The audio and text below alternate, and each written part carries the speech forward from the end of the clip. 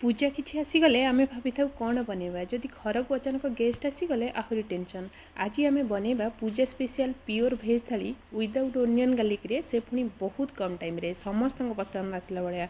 आज आम बनवा अरुआ भात, डालमा, खट्टा, खीरी, पापड़, बैगण भजा आउ अरुआ भात उपरे एमिति टिके घी पकईदेले तार बास्ना आहरी बढ़ी जाए। नमस्कार, टेस्ट ऑफ उत्कल रे आपण समस्त को अनेक अनेक स्वागत।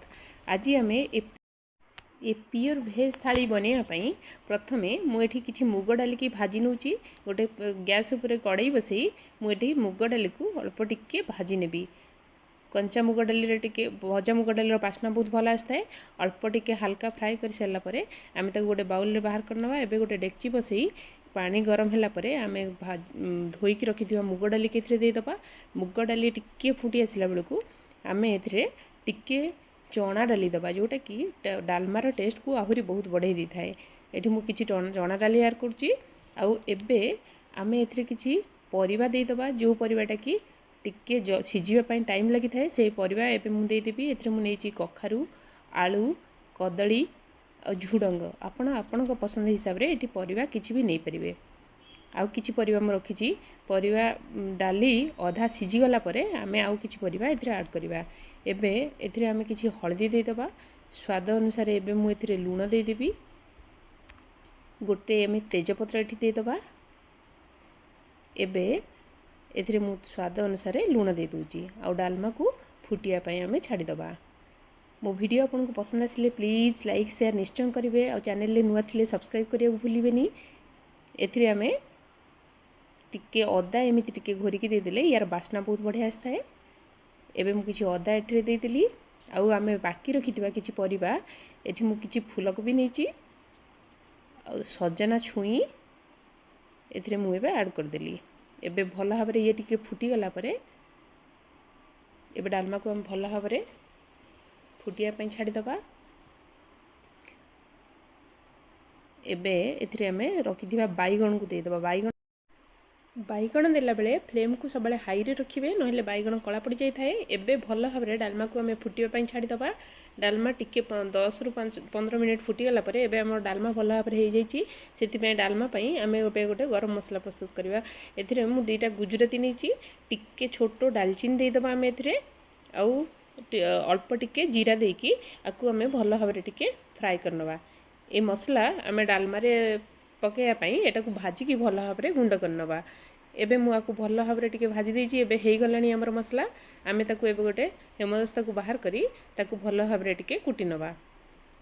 एबे तड़का दबा पई आमे गैस रे गोटे एमती तड़का पैन रखी सेथिरे किछि मु घियो दे दूची। घियो टिके गरम हे गला परे एथिरे टिके सुखा लंका दे देबी आउ टिके पंचफुटण देई एबे तेल घी हमर गरम हो जाइए। एबे पंचफुटण मु एथिरे ऐड कर देली। एबे डालमा रे आमे तड़का दे देबा। एबे हमर तड़का भल भाव रे हे गलानी। एबे आमे डालमा रे देई इमीडिएट ताकू आमे कवर करनबा जाकि ता बास्नाटा ता भीतर रे रहइबो। एबे 5 मिनिट परे आमे गुंड करी रखिथिबा जीरार पाउडर टाकू एथिरे आमे देकी डालमा को एबे आमे भल भाव रे गोळै नबा। एबे हमर डालमा रेडी हो गला आमे कभर देकी रखिदबा। एबे आमे बैगण भजा करिया पई मु एबे किछि बैगण काटिकी रखिछि। एथिरे आमे किछि हळदी दे दबा स्वाद अनुसार। एठी मु लूण दे देबी आउ टिके चिल्ली पाउडर जोटा कि टिके राग हेले ही टिके भल लागि थाए। टिके चिल्ली पाउडर देई आकु टिके भल भाव रे आमे मिसै नबा। एबे बैगण को मिसै देछि। एबे बैगण हमर भल भाव रे मिसी गला परे एथिरे हम टिके बेसन आपण चाहिए एठी चाउल गुंड भी ऐड करि परिबे। मु एठी किछि बेसन नेछि आ टिके धळा राशि देछि जोटा देखिया को बहुत बडा लागि थाए आ खाइबा को भी बहुत भल लागि थाए। आको भल भाव रे मिसै देकी आमे एमिति ओडे तावा नबा। तावा रे मु किछि एठी तेल आपण घी कि तेल किछि भी यूज करि परिबे। एठी देई एमिति बैगण को आमे टिके भल भाव रे फ्राई करनबा। मु तले एठी तेल देछि आ बैगण ऊपर आपण चाहिए आ टिके टिके तेल एठी ऐड कर परिबे। एठी मु बैगण ऊपर आ टिके तेल ऐड करथिबी जोटा कि टेस्ट को आहुरी बहुत बढ़िया बढ़ाई दी थाए। एबे हमर टिके ताकू आमे हाई फ्लेम रे करिबा। बैगण सबले कला बेले हाई फ्लेम रे ही करिवे जे कि बैगण कला पड़िबनी। एबे हमर गोटे साइड हो गलानी आम बोथ साइड की एमती उल्टे दबा बैगण आमर भल भाव में हो गलानी बैगण भजा को आम गोटे प्लेट को बाहर कर नवा। एबे आम गैस रे पुणी गोटे कढ़ई बसई से किछि तेल देदबा टिके सुखा लंका देदबा एथरे किछि पंचफुटन दे दूची आउ काटिकी भल भाव में धोईकी रखिथिबा साग को एबे मु देदेबी आ ऊपरे। आम साग भजा करने एथरे मुझे साग को ऐड करुँची एथरे आम टिके आकु एमती मिसई देकी एबे स्वाद अनुसार आम लुण देदेबा सागरे एबे स्वाद अनुसार आम लुण देदेबा। लुण को साग सहित एमती मिसेला परे आपन जदि एथरे बड़ी चाहिए बड़ी यूज कर परिबे नहीं तो जदि कोरिकी नड़िया चाहिए एबे मो पाखरे कोरा नड़िया नथिला मु एमती टिके ड्राई नड़िया को एथरे पकई देची पकईकी या भल भाव में मिसेदेबा। साग बेसी सीझीगले भल लगे एबे हमर साग हो गलानी एतिकरे आम ताकू बाहर करनवा। एबे गैस रे गोटे पुणी कढ़ई बसई आम एथरे टिके पंचफुटन देदबा टिके कंचा लंका एथरे मु देबी टिके अदा देदबा आम एथरे भुर्संग पत्र दे एबे आकु हम भल भाव में टिके मिसेदेबा। एबे या उपरे आमे काटिकी रखिथिबा किछि आंब को दबा आंब खटा आमे एथि बनेबा आंब को देई या सहित टिके आकु मिसेई दबा या मसला सहित आमे टिके ताकु मिसेई दबा। एबे स्वाद अनुसार एथरे लूण टिके हल्दी गुंड दे दबा टिके चिल्ली पाउडर दे दबा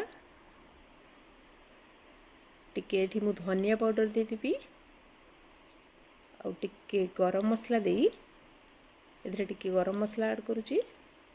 एबे सब जाक आंब सहित आकु आमे भल भाव में मिसेई दबा टिके आंब भाजी हो गला परे आमे एथरे किछि पानी ऐड करनवा। एबे मु एथरे पानी ऐड करी आंब को भल भाव में फुटिया पई छाड़ देबी। आपन चाहिए एठी गोटे कभर दे देबे जाकि आंब बहुत जल्दी हो जिवो हमर आंब खटाटा। एथरे मु किछि पानी नेसेसरी आपन सेही अनुसार नै जिवे। एबे आकु भल भाव में मिसेकी गोटे कभर दे देबे जल्दी सीझीबा। एथरे आम एबे आंब सीझी गलानी एथरे आम एबे गुड़ देदबा चीनी गुड़ आपन किछि भी यूज कर परिबे गुड़ देई याकु भल भाव में एबे मिसेई दबा। एबे हमर आंब खटा हो गलानी एथरे आम एबे टिके भजा जीरा गुंड देदबा जोटा कि फ्लेवर को बहुत बढ़िया से बढ़ेइबो आ टेस्ट बहुत बढ़िया आसीबो। एबे हमर आंब खटा भी रेडी हो गला। एमिति बनातु पूजा स्पेशल प्योर भेज थाली विदाउट ओनियन गार्लिक केते कम टाइम रे। एबे अरुआ भात करवा लगी एमिति गोटे डेक्ची बसेबा डेक्ची रे पानी गरम हो गला परे आमे एथिरे चाउल को देदबा आ खीरी रो गोटे सेपरेट वीडियो बनैछि जोटा कि मु लिंक डिस्क्रिप्शन बॉक्स रे दे देबी।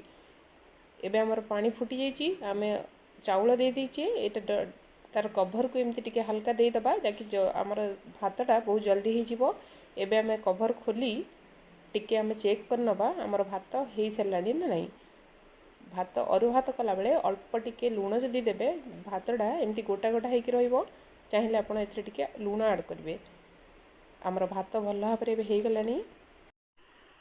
एमिति कम टाइम भितर घरे बनातु प्योर भेज स्पेशल थाली आ केमिति हला कमेंट बॉक्स रे मते निश्चय जणातु। रहुची नमस्कार देखा हबो नेक्स्ट वीडियो रे।